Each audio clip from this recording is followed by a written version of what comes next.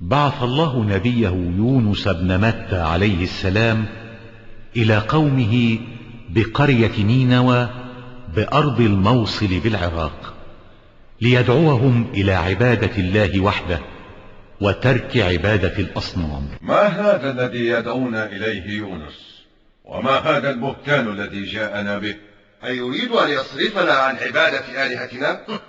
إنه بشر مثلنا ولن نؤمن بما يقول ولن نستجيب لدعوته.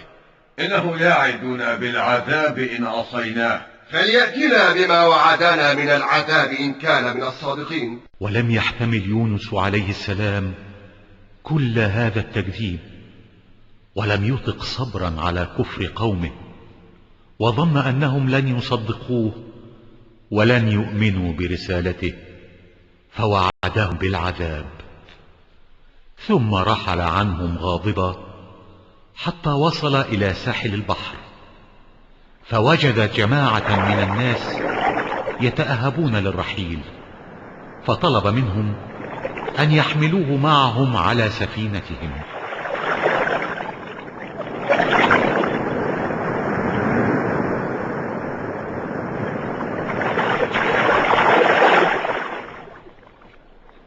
رحل يونس عليه السلام بعد أن يئس من إيمان قومه، ولم يكن الله قد أذن له بذلك، بل كان هذا اجتهادا منه، حيث ظن أنه لو دعا قوما غيرهم لكانوا أفضل منهم. وماذا حدث لنبي الله يونس بعد أن ركب السفينة؟ هذا سنعرفه بعد قليل، ولكن سأحكي لكم أولا ما حدث لقوم يونس بعد أن رحل عنهم.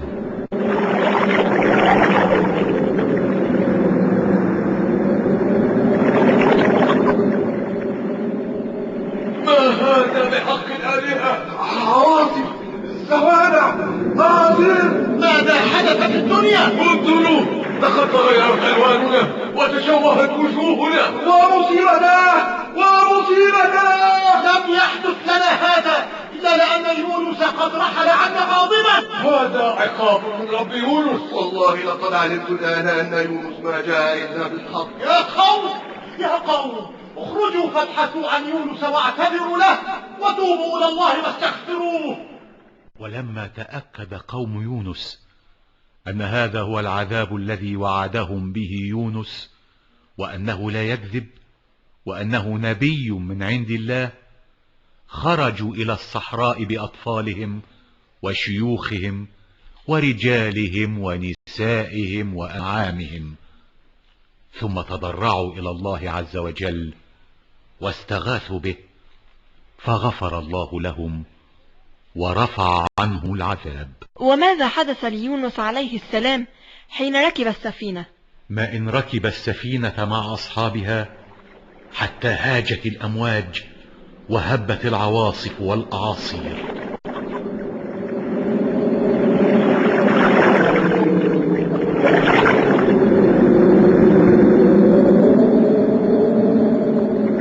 عواصف، أمواج، السفينة تتغرق بنا.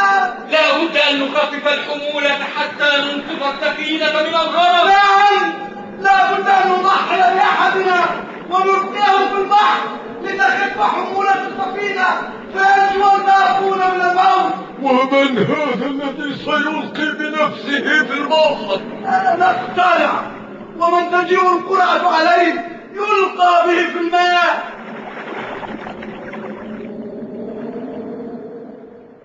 واقترع ركاب السفينة، فجاءت القرعة على نبي الله يونس، فأصبح لزاما عليه أن يلقي بنفسه في الماء، لكن أصحاب السفينة رفضوا ذلك لما رأوا فيه من علامات التقوى والصلاح، فأعادوا القرعة، فجاءت القرعة عليه في المرة الثانية، ثم في المرة الثالثة أيضا، فعلم يونس أن هذا هو قدر الله، فألقى بنفسه مستسلما. فماذا حدث ليونس عليه السلام؟ ابتلعه الحوت. أحسنت يا دعاء، ولهذا سمي بحوت يونس. ثم ماذا حدث بعد ذلك؟ لقد أوحى الله إلى الحوت أن يونس ليس لك طعاما، فلا تأكل ولا تهشم له عظما، إنما تكون بطنك له سجنا.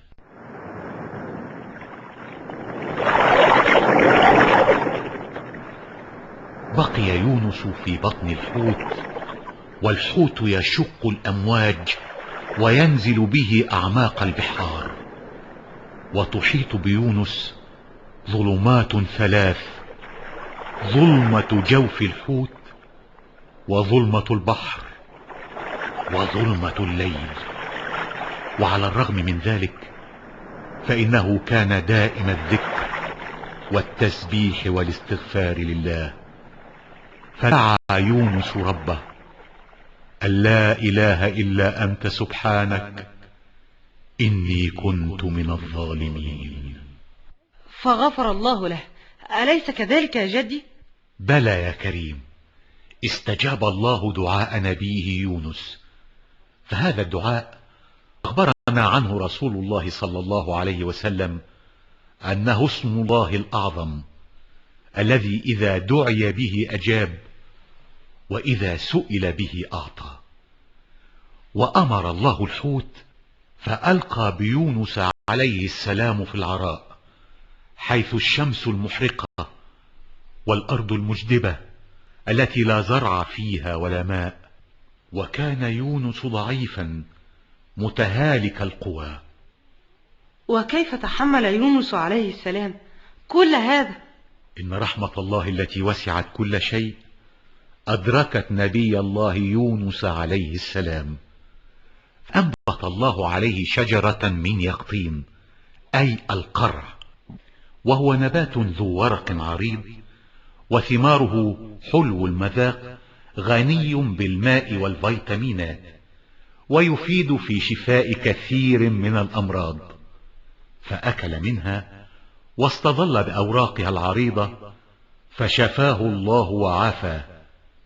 ثم عاد إلى قومه فاستقبلوه بالفرح والسرور، وكان عددهم 100,000 أو يزيدون. يا حوت يونس بارك رب الوجود فأكرمك في قصة من القصص، الخير فيها أدركك حتى إذا ذكرت هي لابد أن نتذكرك. فاهنأ وقد نلت الثواب وجاء اسمك في الكتاب، ما بعد ذلك من شرف يسمو بذكرك للسحاب. في قصة في عبرة شاء الإله فكرمك، الخير فيها أدركك يا حوت يونس. وحفظت روح نبينا في اليم حين بلعته بوحي رب قادر وبأمره أنقذته. حتى إذا ذكرت هي فإننا نتذكر، وجاء ذكرك في الكتاب شاء الإله فكرمك يا حوت يونس.